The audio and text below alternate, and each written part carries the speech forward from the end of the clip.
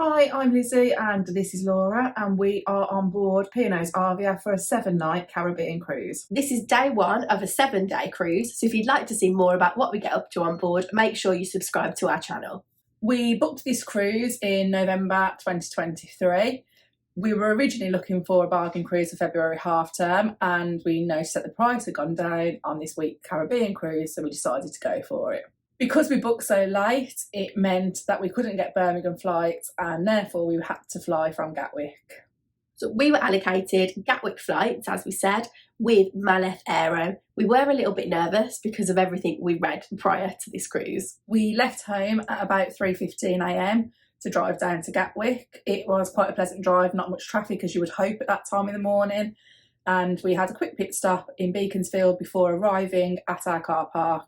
Parked in Gatwick's long stay car park, and you just have to jump on a shuttle bus to take you to the terminal. The shuttle bus itself was really, really busy, and it was difficult to get on there with all of our luggage. So that is something to be aware of if you're using this car park. We arrived into the airport at just after 6 a.m. and the check-in desk was actually already open for our 9:30 a.m. flight, which we were a little bit surprised at. We thought it might open a little bit later than that. So we were quite quickly checked in actually. We approached the desk and they served us straight away, and we were lucky enough to be allocated seats that appeared to be next to each other according to the boarding passes. So again, we were pleased with that. There were some issues at Gatwick Airport this morning. One of those was that the baggage belts weren't working. So we had to pop our cases on the scales, then take them back off and wheel them over to somebody who was loading them into a cage to transport them over to the plane. By now, we were getting slightly confused with the time, and people kept on saying good morning to us, and we were like, is it morning? Then we headed to Wetherspoons to just grab a bit of breakfast, and popped into Boots to grab ourselves a meal deal because we'd heard a few stories about the food on board Maleth Airways. At this point, the airport screens weren't showing any delays for our flight, but we had looked on the Flight Radar 24 app, which is one of my favourites, and we could see that there was already a delay recorded on there. So it was showing that we were due to depart at 9:50 a.m. So just 20 minutes, nothing major.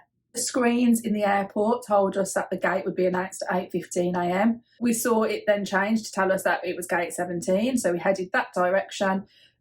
Just a bit of note, if you go into the gate, there's no toilet in that part, so make sure you use it beforehand.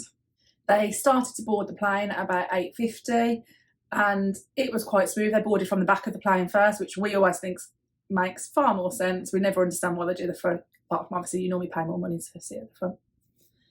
When we walked down the plane, you could see that everybody had bottles of water on their seats, apart from my seat. So I just mentioned it to a member of staff and they quickly got me a bottle. It wasn't a problem at all. We were correct, and we were seated next to each other, so we didn't pre-book seats. We just got those seats by the look of the drawer, and we had a middle seat and an aisle seat, which worked out okay for this flight. We checked Flight Radar again because, to be honest, the boarding was quite smooth, so it appeared that everything was going well and that we'd be off on time. But it was still showing a delay in Flight Radar, so we were aware that there was something going on. The pilot did come onto the tannoy to say that there was just a slight issue really with how busy the airport was that morning, so we would be slightly delayed because we were waiting for a departure slot. This did get a little bit later and a little bit later, and we kept checking Flight Radar to see those updates, and they were updating in there, but we weren't being told inside the plane what was going on. We finally took off at 10:30 a.m. So it was a little bit annoying because we were sat on the plane for all that time. People were getting a bit irritable and the seats are uncomfortable on there, but we were just glad to finally be in the air. Lunch was served at about 12 o'clock and it was a cottage pie for the main, which Laura was delighted about because she absolutely hates it. So it didn't really make any difference what plane we were on. She would never have eaten it anyway. It was like literally my worst nightmare of a meal. There was a bread roll that you would get as standard, and then there was like an orzo type of salad, which actually was quite nice. For the dessert, there were apple. It was like an apple waffle, like an apple filled waffle. It was actually really tasty. And then we both got a drink. I had a white wine and Laura had a Diet Coke. So as you might not be aware, on these Maleth Aero flights, there's no in-flight entertainment on board. So P&O do recommend that you download things and bring your own devices. There's also no in-seat charging points, so you'll need to bring power banks, things like that with you. We, to be honest, read, I think, for most of the flight. We had both had Kindles with us. I also had my laptop, and I used that for a little bit during the flight. And it wasn't too bad not having the entertainment, but we did find the seats to be quite uncomfortable on this plane. We both managed about an hour's worth of sleep as well, which is quite unusual for us, but we were sort of determined we were going to try and get some because we'd only had about an hour's sleep in the night anyway. So we just thought we should try and get some. I found the middle seat really quite uncomfortable because the man who was sitting next to me was tall, so it wasn't his fault at all. And then I had Laura the other side. So it was very restrictive of movement, shall we say. It's the narrowness. The legroom was absolutely fine, but it's the narrowness of the seat, and they're quite hard. We were then served a snack at about 5 o'clock. This was a chicken and pepper lattice. It was okay. Bit weird. Yeah, it was not something that like I'd have actively chosen, but it was okay for a little nibble. And we were also given a flapjack, which again neither of us like, which we know is also a bit strange, but the guy sat next to Lizzie got to have an extra one, so he was pleased with that. But there was nothing really wrong with this food at all. It was just not to our taste. The flapjacks were different flavours that people were getting as well. So I noticed there was a caramel one, that's what we both had. There was a raspberry one, there looked like there was a chocolate one. So it was just the look of the draw, what you ended up with. We were also served a drink at this point. We offered like tea, coffee or juices with this part. I didn't have one because I took some drinks on with me, so I had enough with me. Throughout the flight, other passengers were going to the back of the plane to get drinks, and we saw people walking past with beers, wines, soft drinks. So you could get other drinks throughout the flight. So we had another little air traffic control problem when we arrived.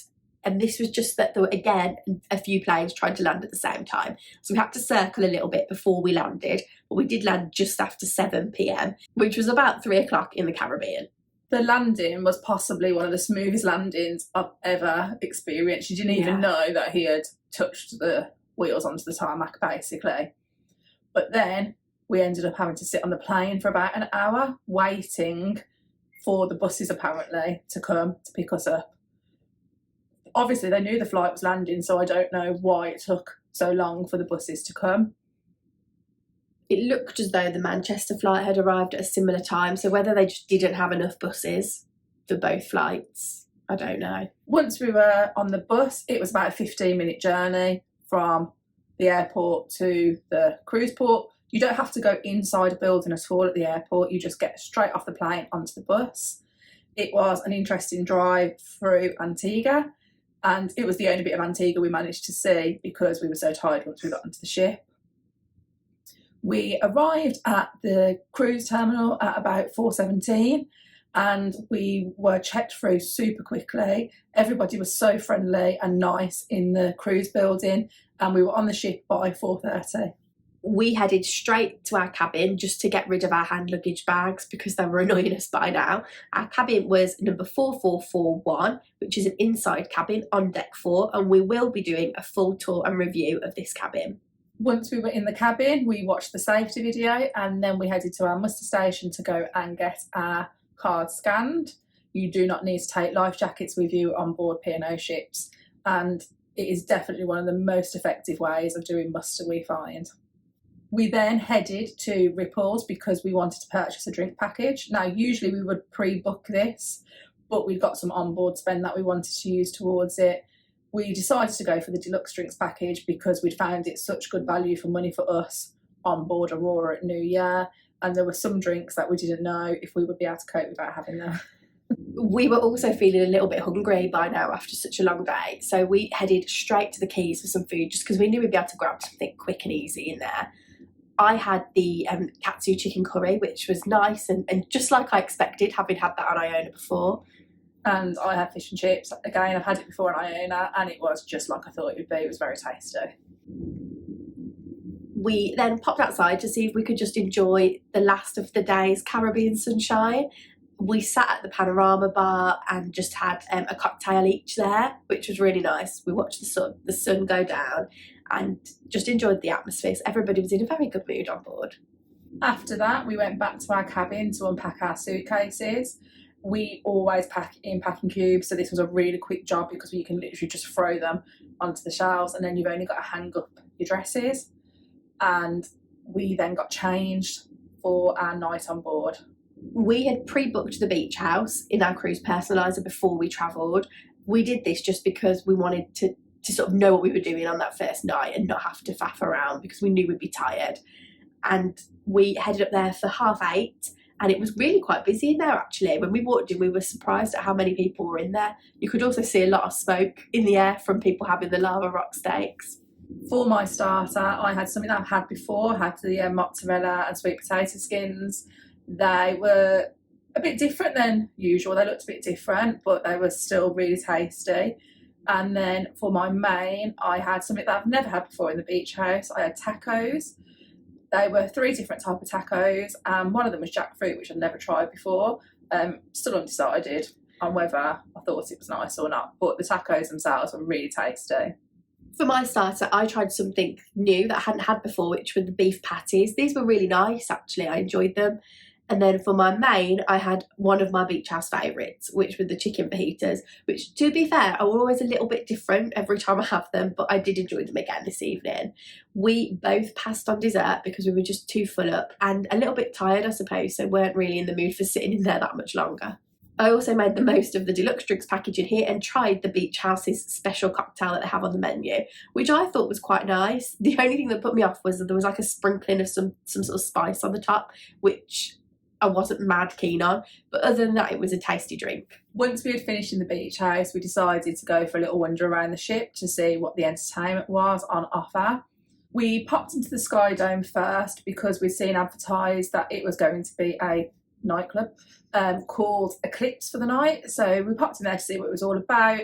It was a little bit loud for us because we were so tired. Normally we'd love something like that, but we were very, very tired. So we headed down to the clubhouse for our next option, and there was a band playing in there called Phoenix the Band. They're the Caribbean band that are on board at the moment. They are a really good band, and the bits that we heard were fantastic, but it was just too busy in there. We couldn't have got a seat and we were too tired to be standing up. We decided to go and sit in the glass house because from being on Iona, we've always loved sitting in the atrium, and it was a lot more of a relaxed vibe there. You could hear the music coming from Amber Lounge, which was some Caribbean music, but it was a bit more laid back and chilled than in the clubhouse. So we sat in there for a little while enjoying the atmosphere, and then we decided to head to bed after what had been a very long day. We were quite pleased with ourselves that we managed to stay up that late, but we did have to give up and call it a night at this point. Overall, we had a long and tiring day. We're excited now to see what else Arvia has in store for us, because there are some different venues on here than on Iona, and we can sense that people seem to be in quite a party mood. Thanks for watching. Don't forget to give this video a like and pop any questions you've got in the comments down below. Please also make sure you're subscribed to our channel. You can also follow us on social media. We're Sisters on the Seas.